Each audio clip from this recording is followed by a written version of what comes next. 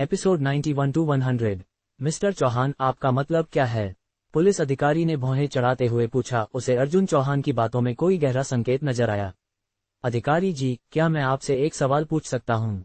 बिल्कुल, पूछिए मिस्टर चौहान। अगर आप एक करोड़पति नहीं अरबपति होते तो क्या आप केवल 1 लाख रुपए की रिश्वत के लिए ऐसा कुछ करते जिससे आपको जेल जाना पड़ सकता है?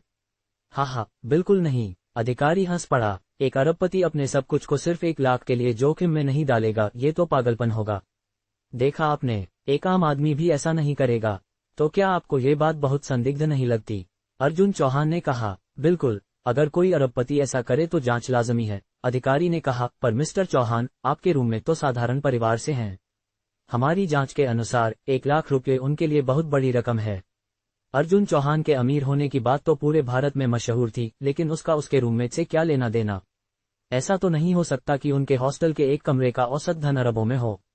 ये तो आपकी सोच है। अर्जुन हंस पड़ा। अगर हाल में कुछ बातें ना होती तो क्या आप मुझे जानते होते? सभी चुप हो गए। वाकई, कुछ महीने पहले तक कोई अर्जुन को नहीं जानता था। ये बात साफ थी कि भारत में कई ऐसे लोग हैं जो चुपचाप अपार धन के मालिक हैं। क्या आप कहना चाहते हैं कि आपके रूममेट भी अरबपति हैं? अरबपति? अर्जुन फिर हंस पड़ा। सुनील, तुम्हें बुरा नहीं लग रहा? किसी ने तुम्हें सिर्फ अरबपति कहा क्या? सुनील यादव पूरी तरह से उलझन में था। उसे तो ये भी नहीं पता था कि अर्जुन वकील लेकर आए हैं। अधिकारी महोदय, अर्जुन ने कहा, मेरे पास कुछ दस्तावेज हैं जो मेरे रूममेट की संपत्ति का प्रमाण देंगे। दोनों वकील आगे बढ़े और पुलिस को एक दस्तावेज सौंपा। ये सुनील यादव के नाम की एक संपत्ति की रजिस्ट्री है जो झारखंड शहर में स्थित है। एक संपत्ति, इसमें क्या बड़ी बात है? पुलिस वाले ने दस्तावेज खोला और जैसे ही देखा उसका चेहरा जड़ हो गया। वह संपत्ति झील किनारे एक 1400 वर्ग मीटर का बंगला था। उस क्षेत्र की दरों से हिसाब करें तो सिर्फ ये एक मकान ही 100 करोड़ रुपए से ज्यादा का था। और उस रजिस्ट्री पर बड़े बड़े अक्षरों में लिखा था, सुनील यादव। हे भगवान, सुनील इतना अमीर है। मैं तो सोचता था ये बड़ा ही सादा लड़का है। सिर्फ एक बंगला ही 100 करोड़ का है, फिर ये रिश्वत क्यों लेगा? कहीं वो सिर्फ जिंदगी का अनुभव लेने आया हो? पर उसका परिवार तो चरवाहों का है।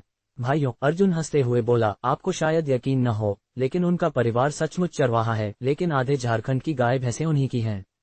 पहले साल जब ये कॉलेज आया था, अर्जुन ने दर्द भरी हंसी के साथ कहा, तो खुद को इतना गरीब बताया कि जैसे एक गाय बेचकर पढ़ाई कर रहा हो। और हम सब ने इसे खाना खिलाया, सिनेमा ले गए, ताकि इसे हीन भावना न हो। और जब पिछले साल इसके गांव गए तो देखा हजारों गाय भैंसें मैदानों में चर रही थीं। उस दिन समझ में आया कि हम सब ठगे गए थे। गाय भैंसों का आधा झारखंड। अब समझ में आया कि झारखंड में इतना बड़ा बंगला कैसे खरीदा। पर इस प्रॉपर्टी पेपर का क्या सबूत है? ये नकली भी हो सकता है। वुयुन, अब विवेक यादव ने शक जताया। चलिए तो चल के देख लेते हैं, पुलिस वाला बोला। मैं गाड़ी लेकर आया हूँ, सभी लोग उसमें आ सकते हैं, अर्जुन ने कहा। तब आपकी कंपनी का कोई लीगल स्टाफ भी हमारे साथ चले, पुलिस अधिकारी ने कहा। और मैं भी चलना चाहूंगा, विवेक यादव बोला। चिंता उसके चेहरे पर साफ थी। बिल्डिंग के बाहर पहुंचते ही एक रोल्स रॉयस खड़ी दिखी। अर्जुन ने पुराने पुलिस वाहन की ओर देखा और बोला, भाई, हमें अपनी पुलिस की इज्जत का भी ध्यान रखना चाहिए। आपके विभाग के लिए मैं 5 करोड़ रुपए दान कर दूंगा जिससे नई गाड़ियां आ सकें। धन्यवाद मिस्टर चौहान। पुलिस अधिकारी का चेहरा खिल उठा। इससे उसके प्रमोशन की संभावना भी बढ़ गई। अर्जुन, तुम कर क्या रहे हो? सुनील ने धीरे से पूछा। कुछ नहीं, अब से तुम आधे झारखंड के मवेशी सम्राट हो, अर्जुन ने हंसते हुए कहा। पर मेरे पास कोई मवेशी नहीं है, सुनील ने कहा। अगर मैं कह दूं तो है, अर्जुन ने कंधा थपथपाया। गाड़ी एक आलीशान विला के सामने रुकी। तभी एक बटलर जैसा व्यक्ति बाहर आया और झुककर बोला, मिस्टर यादव, आज आप जल्दी आ गए। आज आपके लिए गोल्डन कैवियार तैयार है, लंच लगा दूं? ये क्या हो रहा है? सुनील ने अर्जुन की ओर देखा। श्रीमान सुनील, आज इतने सारे मेहमान क्यों आए हैं? नौकर ने पूछा। आइए आइए, अर्जुन चौहान ने सुनील यादव को चुपचाप इशारा किया। ओह, बात यह है। अर्जुन के साथ खड़े होकर सुनील यादव अब कहीं ज्यादा आत्मविश्वासी लग रहा था। मेरी कंपनी में मेरे ऊपर कुछ गलतफहमियां हो गई हैं। उनका कहना है कि मैंने कंपनी की रणनीतिक जानकारी 1 लाख रुपए की रिश्वत में बेच दी। हाँ, श्रीमान सुनील, आपकी कंपनी तो वाकई दिलचस्प है। ऐसा अमीर आदमी 1 लाख रुपए के लिए ऐसा क्यों करेगा?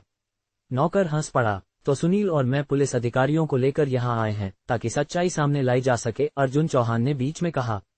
अगर ऐसा है तो कृपया अंदर आइए, नौकर ने दरवाजे से हटते हुए कहा। मैं ड्राइवर को कह देता हूँ कि कार गैराज में खड़ी कर दे।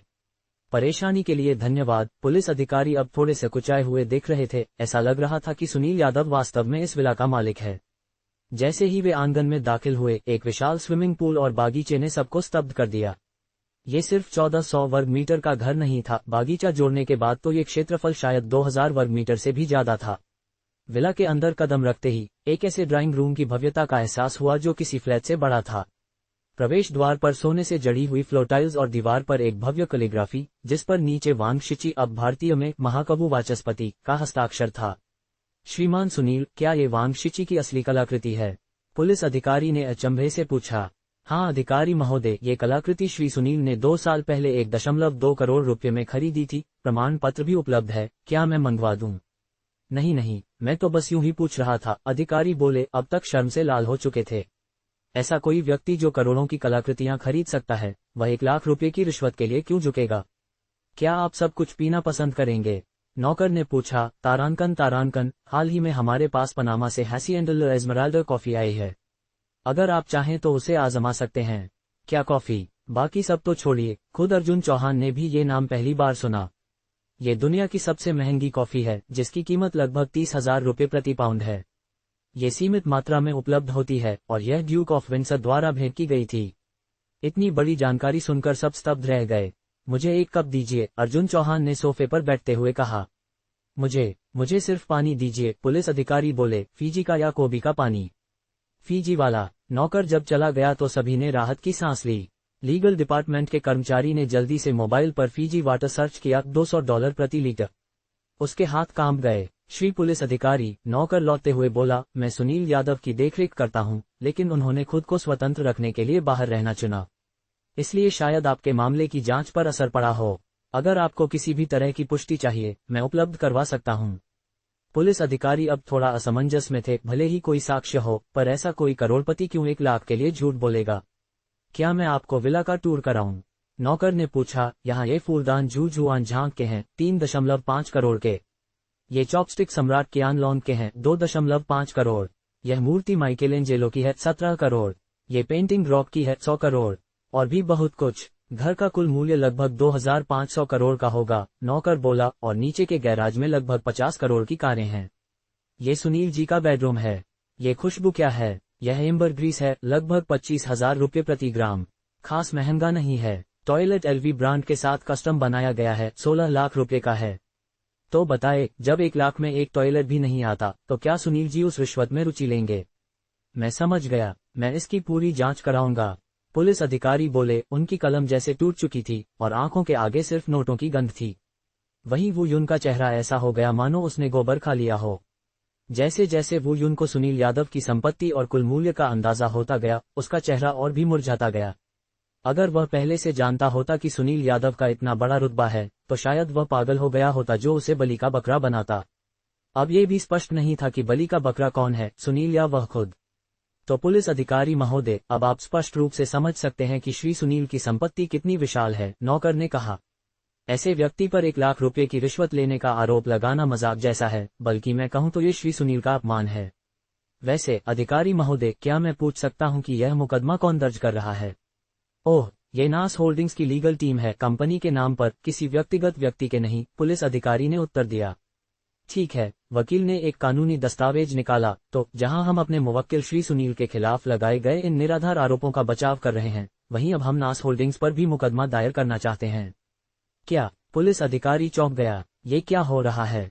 जो व्यक्ति प्रतिवादी था, वह अब खुद ही मुकदमा दायर कर रहा है। क्या आप मानहानि का मुकदमा कर रहे हैं? थोड़ा सोचने पर अधिकारी को शायद उनकी मंशा समझ में आ गई। अमीर लोगों का गुस्सा भी बड़ा होता है। अच्छा, तुम मुझ पर रिश्वत का आरोप लगाते हो, अब मैं तुम्हें बदले में मानहानि का मुकदमा दूंगा।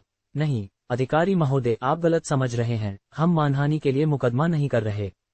तो फिर आप? हम नास होल्डिंग्स पर अपमान के अपराध का मुकदमा दर्ज कर रहे हैं। क्या अपमान का अपराध? हमारी कंपनी ने कब आपको अपमानित किया?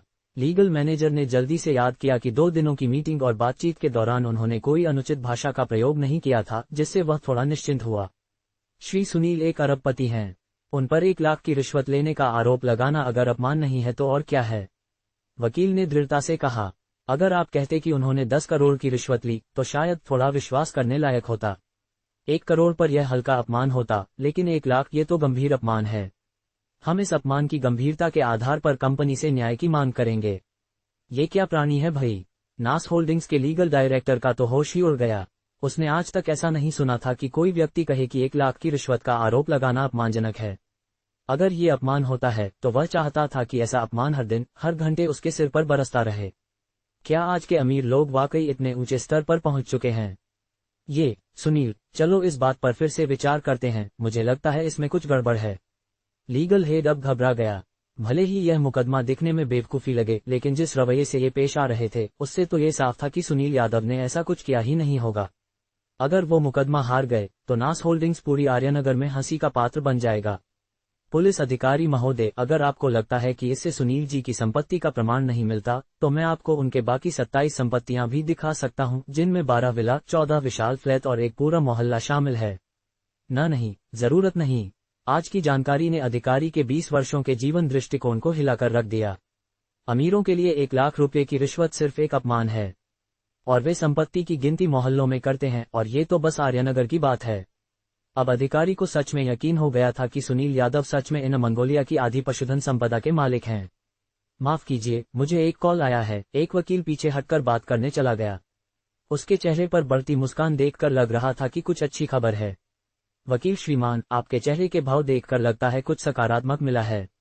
हाँ श्रीमान अर्जुन, वकील ने कहा, मैंने हमारे मुवक्किल श्री सुनील की संपत्ति की प्राथमिक जांच की है और पता चला है कि नास ग्रुप में श्री सुनील के पास 52.9% शेयर हैं, यानी कि वह नास ग्रुप के चेयरमैन हैं। क्या? ये बात मुझे कैसे नहीं पता? सुनील यादव हैरानी से खड़ा हो गया। हे श्री सुनील, शायद आपको खुद भी नहीं पता कि आपके पास कितनी संपत्ति है। वकील मुस्कुराया, क्या मैं आपका प्रिंटर इस्तेमाल कर सकता हूँ? प्रिंटर ऊपर स्टडी में है, चलिए मैं दिखा देता हूँ। नौकर उन्हें ऊपर ले गया।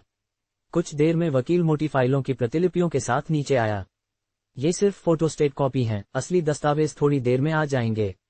श्री सुनील, आपके पिता ने ये शेयर कई साल पहले खरीदे थे और आपके नाम ट्रांसफर कर दिए, लेकिन तब आप पढ़ाई कर रहे थे, इसलिए एक पेशेवर मैनेजर को नियुक्त किया गया था। मेरे पिता? सुनील यादव ने देखा कि अर्जुन चौहान की आंखें अचानक फड़क उठीं और चेहरा ऐसा था जैसे कह रहा हो, बेटा, बाप खुश है। हरामी कुत्ते, इस समय भी तू मेरा फायदा उठाना नहीं छोड़ रहा। ये तो स्पष्ट था कि यह पिता और कोई नहीं बल्कि अर्जुन चौहान ही था। अगर वह वीवो जैसी कंपनी खरीद सकता है तो नास ग्रुप को खरीदना उसके लिए बाएं हाथ का खेल था। तो अब मुझे लगता है मामला पूरी तरह साफ है। वकील ने कागज मेज पर रखते हुए कहा, कोई समझदार व्यक्ति अपनी ही कंपनी को नुकसान पहुंचाने के लिए 1 लाख रुपए की रिश्वत नहीं लेगा। लेकिन चाहे कुछ भी हो, उसके खाते में अचानक 1 लाख रुपए आए हैं, ये तो सच है ना? वो यूं अब खुद को रोक नहीं पाया। अगर वह सुनील को गिरा नहीं सका तो जांच उसके पीछे आ सकती थी। मुझे याद है, एक अपराध होता है अघोषित संपत्ति रखने का। क्या तुम्हारा दिमाग खराब है? अर्जुन चौहान चिल्लाया, तुमने कानून पढ़ा है? पहला, वो सरकारी कर्मचारी नहीं है। दूसरा, अघोषित संपत्ति का मतलब है आपकी वैध आय से बहुत अधिक राशि। ये 1 लाख तो उसकी जेब खर्च से भी कम है। जेब खर्च? ये आदमी 1 लाख को जेब खर्च कह रहा है। नास ग्रुप का लीगल हेड दंग रह गया। अगर तुम्हें कानून से इतनी ही लगन है तो तुम्हारी अघोषित संपत्ति की भी जांच करनी चाहिए। मेरी? वो यूं हंसा, उसकी कोई राशि अब तक खाते में आई ही नहीं थी। ऐसे मत देखो, अर्जुन बोला, अभी नहीं आई, पर थोड़ी ही देर में आ जाएगी। क्या मतलब? तभी वो यून का फोन वाइब्रेट हुआ। प्रिय ग्राहक, आपके बैंक खाते में 10 करोड़ रुपए जमा हुए हैं। अधिकारी महोदय, अर्जुन ने फोन छीनते हुए कहा, मैं वो यून पर अघोषित संपत्ति प्राप्त करने का मामला दर्ज करवाना चाहता हूँ। 100 करोड़ रुपए। पुलिस अधिकारी की आंखें फटी की फटी रह गईं। उसने अपने जीवन में कभी इतनी बड़ी राशि का सामना नहीं किया था। ये पैसा कहां से आया? अधिकारी की नजर वो यून पर टिक गई। मैनेजर, वो, अगर मुझे सही याद है तो आपकी वार्षिक आय लगभग 3-4 लाख ही है ना? आम हालात में अगर अचानक उसके खाते में 100 करोड़ आ जाते तो वो यून सपने में भी हंसता, लेकिन इस वक्त वह तो अपना फोन जमीन पर पटक देना चाहता था। उसे खुद नहीं पता था कि यह 100 करोड़ उसके खाते में अचानक कैसे आए। उसने जो किया उसके बदले उसे तो केवल 10 लाख का फायदा मिलने वाला था। ऊपर से अगर यह प्रोजेक्ट पूरा भी हो जाता तो कंपनी का लाभ 100 करोड़ को पार नहीं करता। क्या सामने वाले पागल हो गए हैं? यही है, जरूर यही होगा। वो यून ने अर्जुन चौहान की ओर इशारा करते हुए कहा, ये पैसा उसी ने ट्रांसफर किया होगा। क्या तुम्हारे पास कोई सबूत है? अर्जुन चौहान मुस्कुराया, अधिकारी महोदय, आप चाहें तो चेक कर सकते हैं कि वह खाता मेरा है या नहीं। हेलो ललित रॉय, एक बैंक अकाउंट चेक करवा दो। अधिकारी ने तुरंत अपने साथी को फोन किया। लेकिन रिपोर्ट जल्दी ही आ गई। वू युन के खाते में जो पैसा आया था वह किसी अर्जुन चौहान के खाते से नहीं, बल्कि एक बेघर व्यक्ति ललन प्रसाद के खाते से आया था। ये साफ साफ मनी लॉन्ड्रिंग का खाता था। कहा था ना, मेरा नहीं है। अर्जुन ने हाथ फैला दिए, जैसे कह रहा हो मेरे पास तो ऐसे पैसे भेजने के कई तरीके हैं, अब समझाओ जरा मैनेजर। वो मैं इस बिंदु पर भले ही वू युन के पास 100 मुंह होते, तब भी वह इस पैसे की सफाई नहीं दे पाता। उसे खुद नहीं पता कि ये पैसा कहां से आया। 100 करोड़ रुपए, इतनी बड़ी रकम। अब तो मुझे शक होने लगा है कि कहीं तुमने कोई सरकारी गुप्त जानकारी तो नहीं बेच दी, जो किसी ने तुम्हें इतनी बड़ी रकम दे दी। अर्जुन ने ताना मारा। तुम बकवास कर रहे हो तो मुकदमा करो मुझ पर अगर हिम्मत है।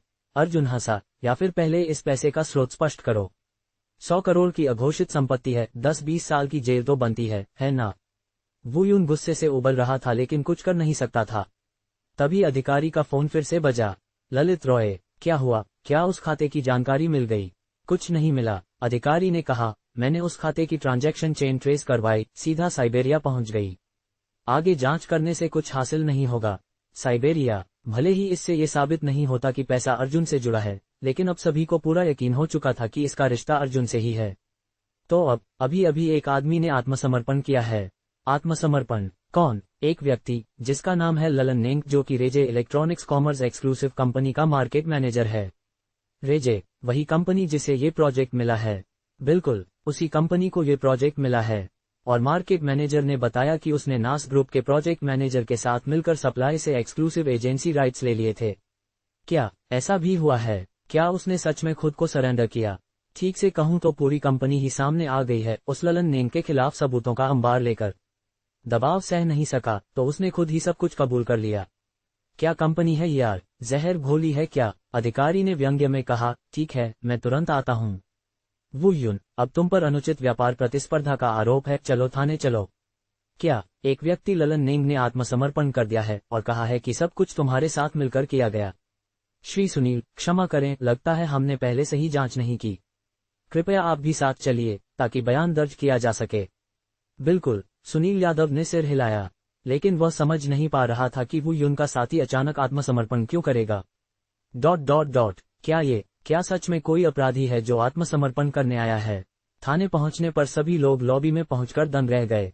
सैकड़ों लोग फर्श पर बैठे थे, कोई दीवार से टेक लेकर गाना सुन रहा था, कोई मोबाइल पर गेम खेल रहा था, तो कोई हंसते हुए गपशप में लगा था। सबके चेहरे पर मानो कोई त्योहार हो। ये क्या है? क्या ये लोग काम पर नहीं हैं? सुनील ने उन्हें देखकर पूछा। आप शायद विश्वास नहीं करेंगे, एक अधिकारी बोला, इस कंपनी में टोटल 342 लोग हैं, मालिक को छोड़कर, जिनमें से 341 ने एक साथ ललन नेंग के खिलाफ गवाही दी है। ऐसी एकजुट कंपनी पहले कभी नहीं देखी। क्या आप सब लोग ललन नेंग के खिलाफ गवाही देने आए हैं? हाँ अधिकारी जी, हमें पता है कि ललन नेंग ने नास ग्रुप के प्रोजेक्ट मैनेजर को 5 लाख रुपए देकर ये एक्सक्लूसिव राइट्स हासिल किए। हमारे पास कंपनी के कॉन्फ्रेंस रूम की वीडियो फुटेज भी है जो कंपनी के टेक्नीशियनों ने रिकवर की है। ऑडियो बिल्कुल क्लियर है, डॉल्बी लेवल पर एनहेंस किया गया है। हाँ, और उन्होंने तय किया था कि जब मामला ठंडा पड़ जाएगा और बलि का बकरा पकड़ा जाएगा तभी असली ट्रांजैक्शन होगा। मैं उस दिन वॉशरूम के पास से गुजरा था और अपने मैनेजर को फोन पर सुन लिया, मैंने रिकॉर्डिंग भी की। तुम लोग, भले ही यह बात सही और न्यायसंगत थी, लेकिन कंपनी के हितों के खिलाफ थी। अगर यह मामला उजागर होता तो शायद कोई भी कंपनी दोबारा इनके साथ व्यापार नहीं करना चाहेगी और कंपनी डूब सकती है। तब तो ये सभी बेरोजगार हो जाएंगे। क्या किसी ने ये नहीं सोचा? क्या आप लोगों को अपने मार्केट मैनेजर से कोई दुश्मनी थी? नहीं, सबने एक स्वर में सिर हिलाया। तो क्या उसने आप सबके हितों को नुकसान पहुंचाया? भीड़ ने फिर से सिर हिलाया। नहीं। तो फिर आप लोग? इसका जवाब मैं देता हूं, अर्जुन चौहान मुस्कुराते हुए आगे बढ़ा। मेरा छोटा भाई इस प्रोजेक्ट टीम में काम करता है। अगर वो ये काम नहीं करता तो सबसे संभावित व्यक्ति उसका सुपरवाइजर होता। अगर कोई सच में ये सब करता तो चाहे वो कितना भी चालाक हो, कुछ न कुछ सुराग जरूर छोड़ता। अगर नास ग्रुप फेल होता तो सबसे बड़ा फायदा उसी कंपनी को मिलता जिसे ये राइट्स मिले, और इसलिए वू युन के साथ जो मिला होगा वो उसी रेजे कंपनी से ही होगा। थोड़ी सी भी जांच से ये साफ हो जाता। लेकिन फिर सब लोग सामने क्यों आए? क्या किसी को अपनी कंपनी की परवाह नहीं? इसमें मुश्किल क्या है? अर्जुन हंसा। हम सब मजदूर हैं, नौकरी करना मतलब सिर्फ पैसे कमाना, और नौकरी बदलना तो सबसे आसान है। तुमने किया क्या आखिर? ज्यादा कुछ नहीं, हर कर्मचारी को 5 लाख रुपए और यूनिकॉर्न ग्रुप की झारखंड शाखा से ऑफर। जो जानते थे उन्होंने तुरंत रिपोर्ट किया, जो नहीं जानते थे वो सबूत ढूंढने लगे, और मामला सुलझ गया, है ना? सुनील ने अंगूठा दिखाते हुए कहा, तुम गजब हो, मैं हार गया, पैसा सच में बोलता है। श्री सुनील, हमने सारे सबूत जुटा लिए हैं। आपकी कंपनी में जो कुछ भी हुआ वह वुयुन का किया था और उसने अपना गुनाह कबूल कर लिया है। पहले जो कुछ आपके साथ हुआ उसके लिए हम गहरा खेद प्रकट करते हैं। जांच के बाद सुनील यादव पर लगाया गया झूठा आरोप अंततः हट गया। अब वुयुन को कितने साल की सजा होगी, ये बात अर्जुन चौहान को कोई खास फर्क नहीं डाल रही थी। उसके 2 वकील मिलकर कानून की सीमाओं के भीतर उसे सबसे कठोर सजा दिलवाने वाले थे। वैसे श्री अर्जुन, पुलिस अधिकारी ने संजीदगी से कहा, वह 1 अरब अमेरिकी डॉलर क्या सच में आपने ही वुयुन के अकाउंट में ट्रांसफर किए थे? अगर नहीं तो हमें वुयुन पर आगे की जांच करनी पड़ेगी। इतनी बड़ी रकम का मामला था कि शायद उन्हें इसके लिए एक विशेष जांच दल बनाना पड़े। वे लाख सोचने पर भी यह नहीं समझ पा रहे थे कि कोई कंपनी का प्रोजेक्ट मैनेजर आखिर ऐसी रकम क्यों ट्रांसफर करेगा। ओह, मैंने अभी अभी कुछ विवरण चेक किए, वो पैसे मेरे ही थे। गलती से गलत खाते में ट्रांसफर हो गए। मैंने पहले ही कहा था। इस नतीजे से किसी को कोई आश्चर्य नहीं हुआ। अर्जुन चौहान जैसा इंसान ये कर सकता है, ये बात सबको पूरी तरह यकीन थी। क्या किसी गलत अकाउंट में पैसा ट्रांसफर करना गैरकानूनी है? यह शायद नहीं है। गलत अकाउंट में ट्रांसफर कौन मानेगा? वो 1 अरब डॉलर थे, 100 नहीं। ऐसी रकम ट्रांसफर करने से पहले तो कोई कई बार चेक करता है, लेकिन औपचारिक रूप से कोई मामला दर्ज करने का तरीका नहीं था।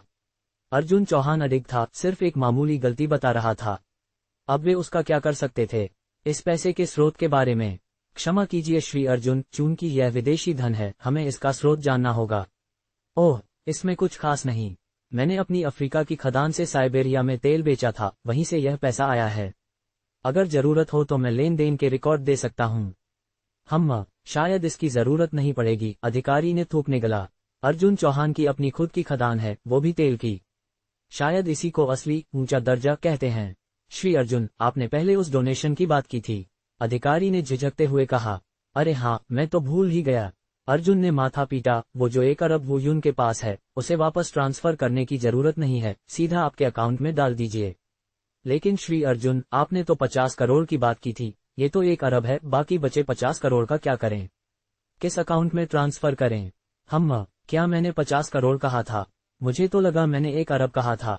अर्जुन ने सुनील की ओर देखा। सुनील, मैंने 50 करोड़ ही कहा था क्या? तुम मजाक कर रहे हो, है ना? सुनील ने अर्जुन को हंसते हुए एक हल्का सा घूंसा मारा। हाँ, श्री अर्जुन, आप तो वाकई रईसों की तरह भूल जाते हैं। 50 करोड़ की जगह 1 अरब का दान देना शायद ये सिर्फ अर्जुन ही कर सकता था। छोड़िए, वो 50 करोड़ वापस मत लीजिए। कुछ और पेट्रोल कारें खरीद लीजिए, थोड़ी और सुविधाएं ले आइए, इसे मेरी तरफ से समाज में योगदान मान लीजिए। श्री अर्जुन, मैं आपको छोड़ देता हूँ। जरूरत नहीं, हम खुद चले जाएंगे, बाकी सब वकील संभाल लेंगे। शुभ यात्रा। ... सुनील यादव और अर्जुन चौहान उस जगह से कंधे से कंधा मिलाकर बाहर निकले, जो कि कोई खास सुखद अनुभव नहीं रहा था।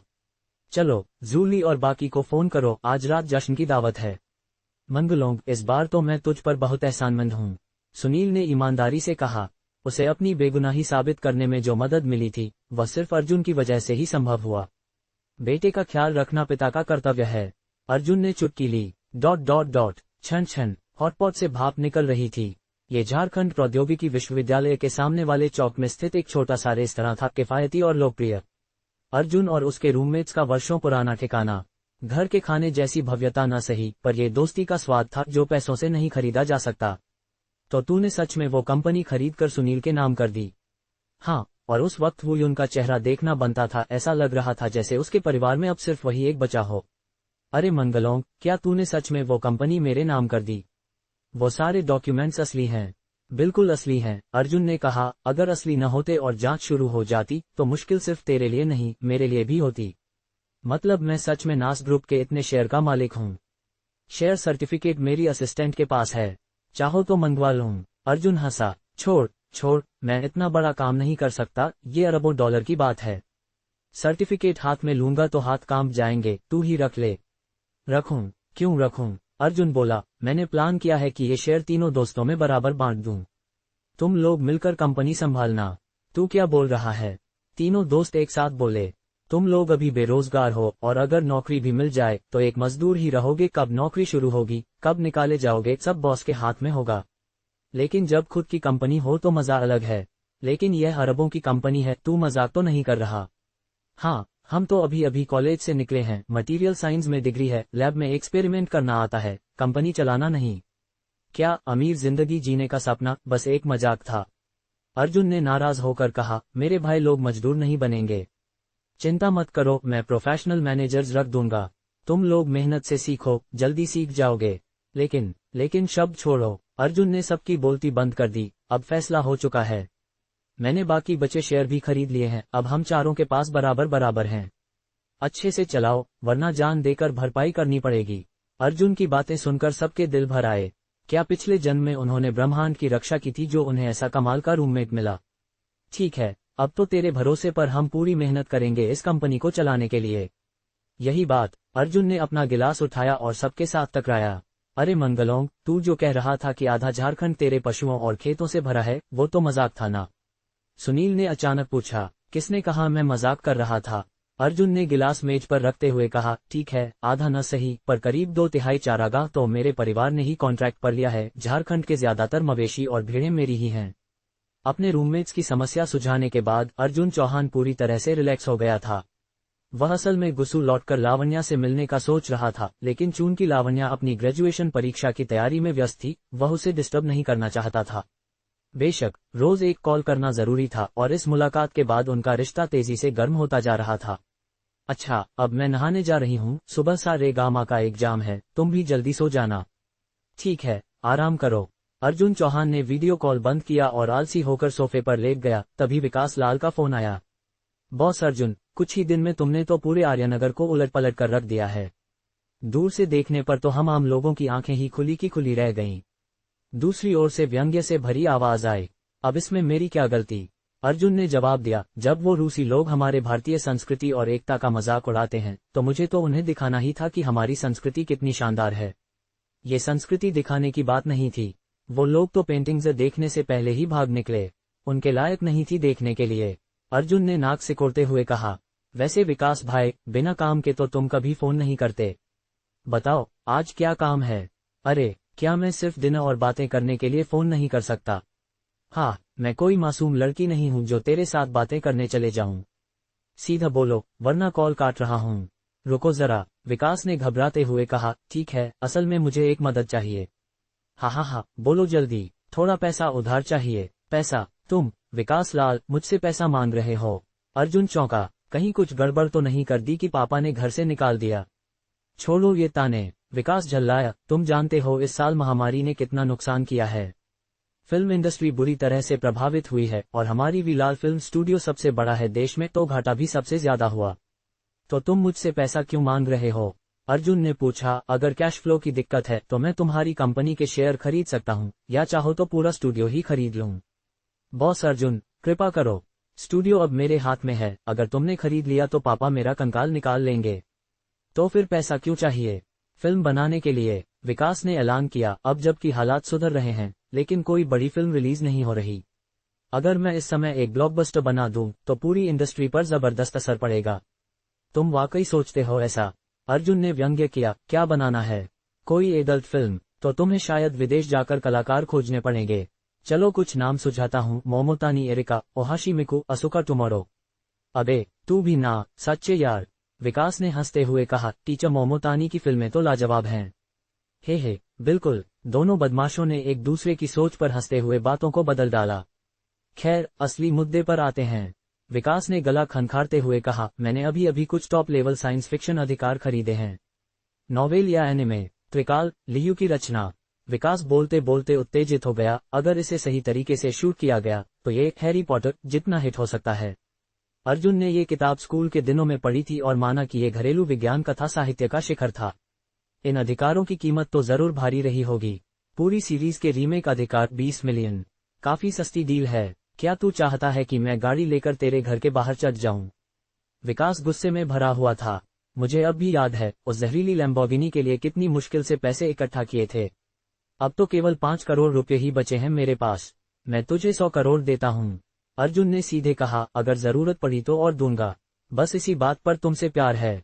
विकास चहक पड़ा, बॉक्स ऑफिस का रेवेन्यू हम दोनों के इन्वेस्टमेंट के अनुपात में बांट लेंगे। बिल्कुल नहीं, अगर तू मुझे मुनाफा देगा तो मैं पैसे नहीं दूंगा। क्या तू चैरिटी कर रहा है? चैरिटी नहीं, इसे गरीबों की मदद कह लो। हरामी कहीं का। विकास हंस पड़ा। कल दोपहर 11:30 बजे फिको होटल में लंच पर मिलते हैं। वहीं स्क्रिप्ट पर चर्चा करेंगे। ठीक है, लेकिन लंच शानदार होना चाहिए। योजक चिन्ह योजक चिन्ह योजक चिन्ह। अगले दिन फिको होटल। अर्जुन आधे घंटे पहले ही पहुंच गया था। इतनी भीड़ क्यों है? उसने देखा कि हर किसी की नज़र होटल के मुख्य द्वार पर थी, जैसे कोई बहुत बड़ा आदमी आने वाला हो। क्या चल रहा है यहाँ? उसने विकास से पूछा। कहीं ये लोग मुझे वेलकम करने तो नहीं आए? तू और तेरा घमंड। विकास बोला, आज यहाँ एक बड़ा इवेंट हो रहा है। कौन सा? तुझे वॉरेन बफे की वो डिनर ऑप्शन याद है? हाँ, कुछ करोड़ में लंच करता है लोग उसके साथ। ठीक वैसे ही आज दुनिया का सबसे अमीर आदमी किसी भारतीय उद्योगपति के साथ लंच कर रहा है, यहीं इसी होटल में। दुनिया का सबसे अमीर आदमी? अर्जुन चौंका। वो तो मैं हूँ। मैंने तो ऐसा कुछ नहीं किया। अरे तू बड़ा ही नालायक है। तनिक भी संकोच नहीं करता, विकास लाल ने मुंह बनाकर कहा। वास्तव में यदि धन दौलत को उजागर किया जाए तो तथाकथित विश्व का सबसे धनी व्यक्ति भी अर्जुन चौहान के सामने तुच्छ लगता। ये प्रहलाद देसाई कौन है? मेरी जानकारी में तो अब तक सबसे ऊपर बेजोस नामक व्यक्ति था, वही जो ऑनलाइन दुकान चलाता है, अर्जुन ने भोलेपन से कहा। छी, यह क्या कह दिया तूने? विकास ने हाथ में पकड़ी चाय का घूंट मुंह से बाहर उगलने से मुश्किल से रोका। ऑनलाइन दुकान? अरे वह संसार की सबसे बड़ी व्यापारिक संस्था है। उसका मूल्य 1.57 लाख करोड़ है। विश्व की दूसरी सबसे बड़ी संस्था है। तू उसे दुकान कह रहा है? थोड़ा तो सम्मान कर। लगता है इन दिनों तू बस प्रेम में ही व्यस्त था, तभी इतनी बड़ी घटना से अनभिज्ञ रहा, विकास ने टोका। वही प्रहलाद देसाई अब पिछले सप्ताह से शीर्ष पर है। जैसे ओमाहा का भविष्यवक्ता कहलाता था, वैसे ही इसने भी शेयर बाजार से कमाई की है। हाल ही में तकनीकी कंपनियों के मूल्यों में वृद्धि हुई है, जिससे इसका कुल धन 120 अरब से 180 अरब तक पहुंच गया। उस ऑनलाइन दुकान वाले को नीचे कर दिया। तो ये किसी प्रकार का व्यापारी है? अर्जुन ने पूछा। हाँ, और अब ये भी भोजन के निमंत्रण को मूल्य पर बेच रहा है। यह इसका 8वां भोज है। क्या लोग इतने मूर्ख हैं? अर्जुन ने आश्चर्य से कहा। मैंने भी एक बार शेयरों में पैसे लगाए थे, वर्ष भर में 10,000 जमा किए और 15 दिन में 3,000 चला गया। तभी समझ आया कि मैं भी एक कटने योग्य पौधा हूँ। मूर्ख लोग केवल हैं ही नहीं, बल्कि पंक्ति में खड़े हैं। विकास हंसते हुए बोला। प्रहलाद केवल 2 दिन के लिए भारत आया है। उसने 2 भोजन स्थलों की नीलामी की, जिनकी प्रारंभिक कीमत 5 करोड़ थी और दोनों की अंतिम बोली 10 करोड़ से ऊपर चली गई। इतने धन से तो मैं हड्डी का झोल बनवाकर आराम से मालिश करवा लेता। जिन्होंने इतनी संपत्ति बनाई है, उनमें कोई न कोई विशेषता अवश्य होती है। जैसे एक व्यक्ति ने वॉरेन बफे के साथ भोजन किया था, उसके बाद उसका कुल धन 5 गुना हो गया। बिल्कुल दिखावा है, मानो भारतीय लोग पैसा नहीं कमा सकते, अर्जुन ने कुर्सी पर बैठते हुए कहा। भोजन कहाँ हो रहा है? यहीं, विकास ने विशाल मेज की ओर संकेत किया। इस होटल के स्वामी ने विशेष कक्ष को इस अवसर के लिए दे दिया है। आज भोजन की सभी वस्तुओं की कीमत 3 गुनी कर दी गई है। चाहे 3 गुना हो या 10, लोग तो आएंगे ही, अर्जुन बोला। बिल्कुल सही। यदि मेरे पिताजी इस होटल के मालिक को न जानते होते तो हम भी यहाँ नहीं बैठ सकते थे। विकास धीरे से बोला। आज जो लोग यहाँ भोजन कर रहे हैं, वे सभी करोड़पति उद्यमी हैं, सभी कुछ सीखने आए हैं। हाँ, तो क्या प्रहलाद और वो जिसे तू मूर्ख कह रहा था, उन्हें बुरा नहीं लगेगा?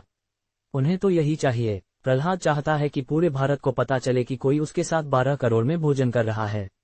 सही बात है, अर्जुन ने सिर हिलाया। ये सब लाभ और छवि का सौदा है, बस चमकदार आवरण में लिपटा हुआ। लो, आ गए, विकास बोला। एक चमचमाती हुई गाड़ी होटल के द्वार पर आकर रुकी। एक भारी शरीर वाला व्यक्ति जो कोट पहने हुए था, उसमें से उतरा। उसके पीछे पत्रकारों की भीड़ थी। उसके बालों में सफेदी झलक रही थी, किंतु चेहरा प्रफुल्लित था। उसके साथ 4-5 रक्षक भी थे। एक और बड़ी गाड़ी पीछे रुकी, जिससे एक 40 वर्ष का व्यक्ति उतरा। ये था सोमेश मेहता। खबरों के कारण उसकी कंपनी के मूल्य में वृद्धि हुई थी और भोज की राशि की पूर्ति लगभग हो चुकी थी। श्री प्रहलाद, आपसे मिलना मेरे लिए सौभाग्य की बात है, सोमेश ने हाथ मिलाते हुए कहा। आपका धन्यवाद श्री सोमेश, प्रहलाद ने मुस्कराते हुए कहा। मैं भारत के उद्यमियों से मिलना चाहता हूँ। जो मुझे आता है वह मैं साझा करने को तत्पर हूँ। भरोसा कितना किया जाए, यह अलग बात है। प्रहलाद ने मन में सोचा, यदि लोग मेरी संपत्ति कमाने की कला जान गए तो मेरा शीर्ष स्थान ही चला जाएगा। वो व्यक्ति कौन है? अर्जुन ने उंगली से संकेत करते हुए पूछा। सोमेश मेहता, गौरव होल्डिंग्स का अध्यक्ष। पहले बहुत प्रसिद्ध नहीं थे, लेकिन अब उनकी कंपनी का मूल्य 20 अरब डॉलर के ऊपर है, किसी ने उत्तर दिया। ओह, 20 अरब, अर्जुन ने सामान्य भाव से कहा और अपनी थाली में रखा भोजन काटने लगा। श्री प्रहलाद, आप यात्रा से थके होंगे, आइए भोजन प्रारंभ करें। सोमेश ने सादर कहा। प्रहलाद के चेहरे पर संतोष था। उसकी आंखें चारों ओर घूम रही थीं, मानो सभी को उसकी उपस्थिति का एहसास कराना हो। आपको इस सार्वजनिक स्थल में कोई आपत्ति तो नहीं? सोमेश ने पूछा। कदापि नहीं। प्रहलाद तो चाहता था कि पूरे देश को इस भोज की जानकारी हो। तो कृपया पधारिए, सोमेश बोला। प्रहलाद गर्वपूर्वक भीतर बढ़ा और चारों ओर बैठे उद्यमियों की दृष्टियां उसी पर टिक गईं। ये व्यक्ति तो भोजन करने नहीं बल्कि दिखावा करने आया है। विकास बोला। अर्जुन, अपना बैंक खाता दिखा दे, ये स्वयंभू सबसे अमीर व्यक्ति एक पल में धराशायी हो जाएगा। दिखाने दो। उसने 60 वर्ष की आयु में ये स्थान पाया है, 3 दिन 3 रात घमंड कर सकता है। अर्जुन ने सिर झटकते हुए कहा। मैं तो सादा जीवन पसंद करता हूँ। यदि लोग जान लें कि मैं असली सबसे अमीर हूँ तो बाहर निकलते ही चेहरा ढकना पड़ेगा। हाँ, तू और सादा जीवन। मजाक कर रहा है। दोनों की हंसी इतनी तेज थी कि प्रहलाद का ध्यान उनकी ओर गया। इन लोगों में तो शिष्टाचार का अभाव है। लेकिन जैसे ही उसकी दृष्टि अर्जुन पर पड़ी, वह ठिठक गया। उसके मस्तिष्क में एक पुरानी छवि कौंध गई जो अर्जुन के समान दिखती थी। वह भयभीत सा हो गया और सीधे अर्जुन की मेज की ओर बढ़ा। श्रीमान, क्या मैं आपके साथ भोजन करने का सौभाग्य प्राप्त कर सकता हूँ? अध्याय अरबपति को भी झुका देने वाला युवक। अरे! अर्जुन चौहान इस अचानक आमंत्रण का सामना करते हुए एक क्षण के लिए बिल्कुल प्रतिक्रिया नहीं दे पाया। यह क्या हो रहा है? कुछ ही क्षण पहले तक पोलाडी में घमंड झलक रहा था, जैसे पूरी दुनिया उससे कर्जदार हो। लेकिन अब उसकी आंखों में उत्साह के साथ साथ एक प्रकार की श्रद्धा भी झलक रही थी।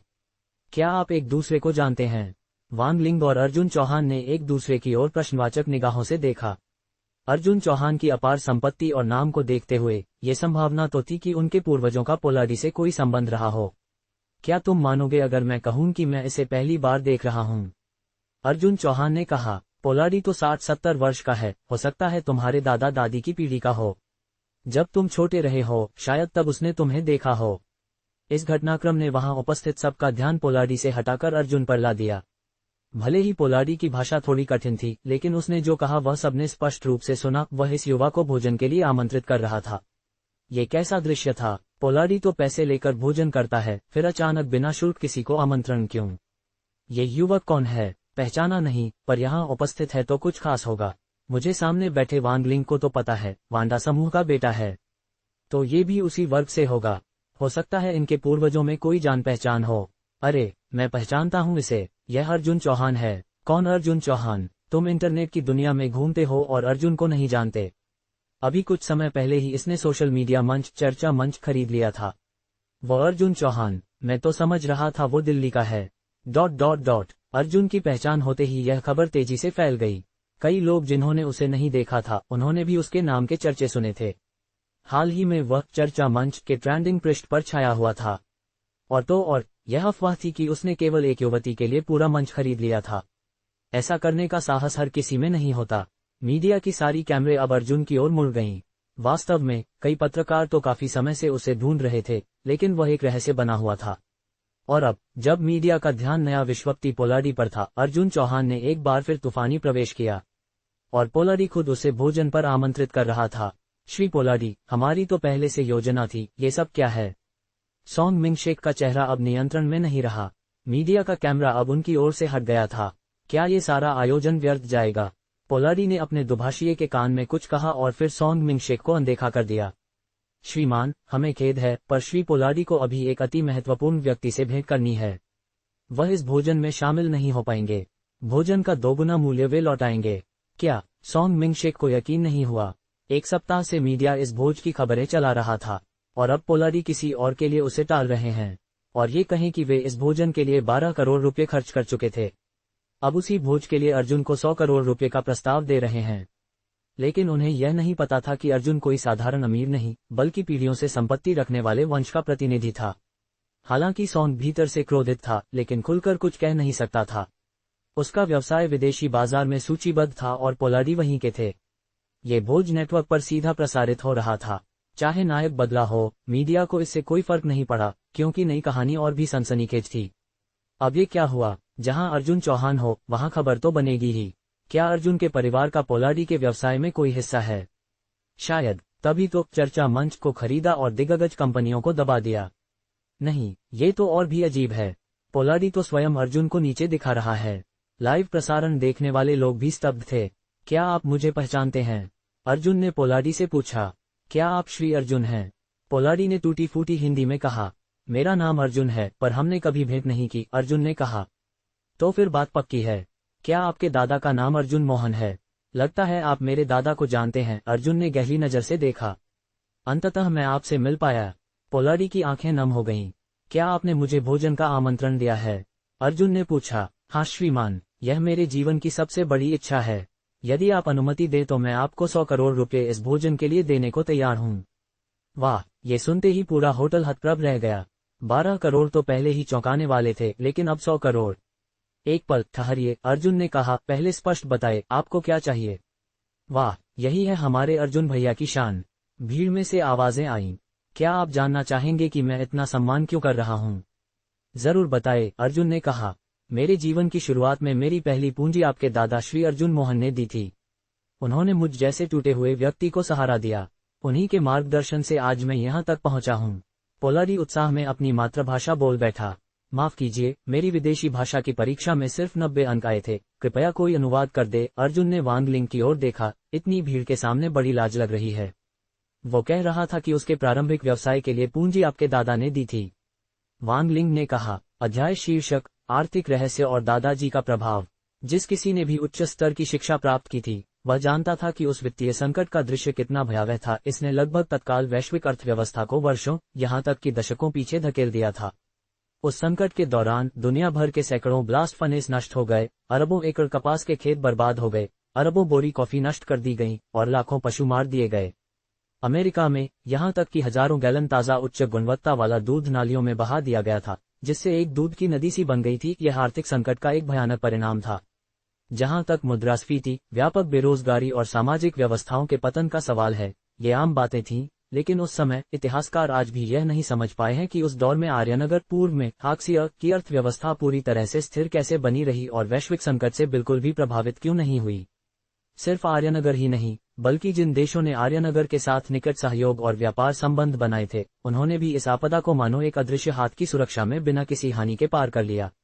कुछ ही वर्षों में आर्यनगर और विकसित देशों के बीच तकनीक और उत्पादन क्षमता का जो फासला एक सदी तक फैला था, उसे जबरन कम करके सिर्फ कुछ दशकों तक सीमित कर दिया गया।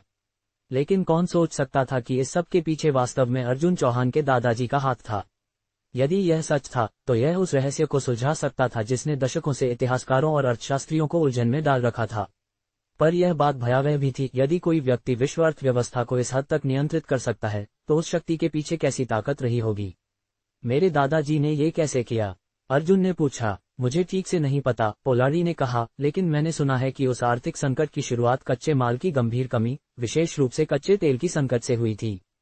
दुनिया के दर्जनों बड़े तेल आयातक देशों की आपूर्ति लगभग पूरी तरह से कट गई थी। सिर्फ इतना ही नहीं, पोलारी ने आगे कहा, उस समय दुनिया भर के पूंजीपति पागलपन की हद तक उत्पादन कर रहे थे। उत्पादों का भंडारण अंतर्राष्ट्रीय समुदाय की क्रय शक्ति से कहीं अधिक हो गया था, जिससे एक विकराल चक्र बना और फिर विश्व आर्थिक संकट स्वाभाविक रूप से फूट पड़ा। अर्जुन को राजनीति की पढ़ाई के दौरान ये बातें स्कूल में याद कराई गई थीं। वास्तव में आर्थिक संकट एक ऐसी अपरिहार्य घटना है जो एक चक्र में बार बार आती रहती है। लेकिन यदि कोई बाहरी शक्ति हो, तो इस चक्र को कृत्रिम रूप से छोटा किया जा सकता है। बेशक ऐसी शक्ति असाधारण रूप से विशाल होनी चाहिए। श्रीमान अर्जुन, हो सकता है आप उस दौर में पैदा भी नहीं हुए हों, पोलारी ने कहा, लेकिन मैं उस समय का प्रत्यक्ष गवाह हूँ। जानते हैं उन वर्षों में क्या हुआ था? क्या विकसित देशों की 90% तेल आपूर्ति काट दी गई थी? ये तो सिर्फ एक बात थी। सबसे डरावना था कि दुनिया के सभी प्रमुख बैंकों को एक साथ बड़े पैमाने पर निकासी के नोटिस मिले। आपका मतलब, कुछ ही हफ्तों में दुनिया भर के बैंक, यहाँ तक कि अंतर्राष्ट्रीय बैंक भी नकदी प्रवाह की कमी से लगभग पूरी तरह खाली हो गए थे। पोलारी की आंखों में अब भी श्रद्धा झलक रही थी। आप जानते हैं, उस साल विश्व की कुल जीडीपी सिर्फ $5 ट्रिलियन थी, लेकिन उस दौर में बैंकों की कुल नकदी की कमी $10 ट्रिलियन से अधिक थी। क्या ये सब मेरे दादाजी ने किया? अर्जुन को अब भी विश्वास नहीं हो रहा था। श्रीमान अर्जुन, आपके परिवार की संपत्ति के बारे में आप मुझसे बेहतर जानते होंगे। पोलारी ने ये कह तो नहीं दिया, पर संकेत स्पष्ट था। हर बैंक के दिवालिया होते ही वैश्विक अर्थव्यवस्था ध्वस्त हो गई और फिर एक श्रृंखलाबद्ध प्रभाव चला। ओल्ड अर्जुन, तुम्हारे दादा तो सच में महान थे। वांग लिंग चकित था। एक अंतर्राष्ट्रीय विश्वविद्यालय से वित्त विषय में मास्टर्स करने वाला वांग लिंग ये जानकर दंग रह गया। मुझे तो ये भी नहीं पता था कि मेरे दादा इतने सक्षम थे। अर्जुन अभी भी अचंभित था। जानते हो वो संकट कितने वर्षों तक चला? लगभग 10 साल तक, अर्जुन ने अनुमान लगाते हुए कहा। और उस साल क्या हुआ जब संकट खत्म हुआ? मुझे याद नहीं, अर्जुन झेप गया। मैं जानता हूँ, वांग लिंग बोला, उस साल उत्तर पश्चिमी सीमा पर बहुत सी खोई हुई सांस्कृतिक वस्तुएं एक जैसे लाल कपड़े में लिपटी मिली थीं और तटीय क्षेत्रों में कई भूतिया जहाज दिखाई दिए जिनमें भी बहुत सी सांस्कृतिक धरोहरें थीं। इतिहास में गहरी रुचि वाले व्यक्ति को मेरा सलाम, पोलारी ने वांग लिंग की तारीफ की। इतना घमंडी मत बन, अर्जुन ने उसे अंगूठा दिखाते हुए कहा। फिर दादाजी ने इसी तरह से संकट समाप्त किया? वांग लिंग ने पूछा। मेरी समझ से तो हाँ, पोलारी ने कहा। आप मेरे दादाजी से कैसे मिले? उस साल मैं वॉल स्ट्रीट की वित्तीय मंडी में संघर्ष कर रहा था। एक गलती के कारण मैंने अपनी सारी पूंजी गंवा दी। फिर कर्जदार मेरे पीछे पड़े थे, तभी मैंने आपके दादा और उनके सेवक से मुलाकात की। फिर क्या हुआ? आपके दादाजी ने कहा कि उन्हें वॉल स्ट्रीट का जानकार व्यक्ति चाहिए। उन्होंने मुझ पर विश्वास किया, मेरे सारे कर्ज चुकाए और मुझसे कहा कि उन्हें बॉन्ड सेंटर ले चलूं। बॉन्ड सेंटर में क्या किया? 3 दिनों में उन्होंने वॉल स्ट्रीट की पूरी मुद्रा मंडी को बर्बाद कर दिया और मैं बस उन्हें ज्यादा ट्रेड वाले प्रोजेक्ट दिखाता था। कुछ ही दिनों में उन्होंने वॉल स्ट्रीट को पूरी तरह नियंत्रित कर लिया। किसी भी मुद्रा को मूल्यहीन या मूल्यवान बनाना उनके लिए खेल था। यही है बाजार की शक्ति।